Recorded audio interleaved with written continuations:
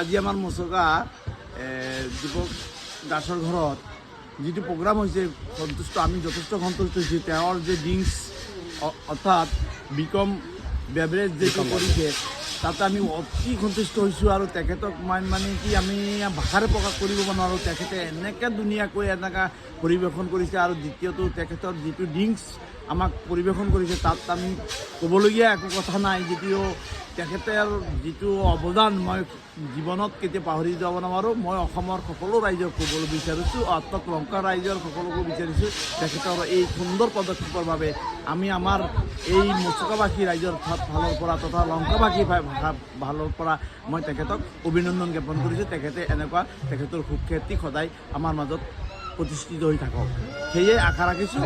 আৰু এই বিকম বেভাৰেজৰ কাৰণে আপোনালোকক সকলোৱে তেখেতক আমন্ত্ৰণ কৰিব। আৰু তেখেতৰ এই পদক্ষেপৰ বাবে আমি তেখেতক লংকাবাসী ৰাইজৰ হৈ তেখেতক ধন্যবাদ জনাইছোঁ, লগতে মচুকা ৰাইজৰ হৈ যথেষ্ট ধন্যবাদ জ্ঞাপন কৰিছোঁ। ধন্যবাদ।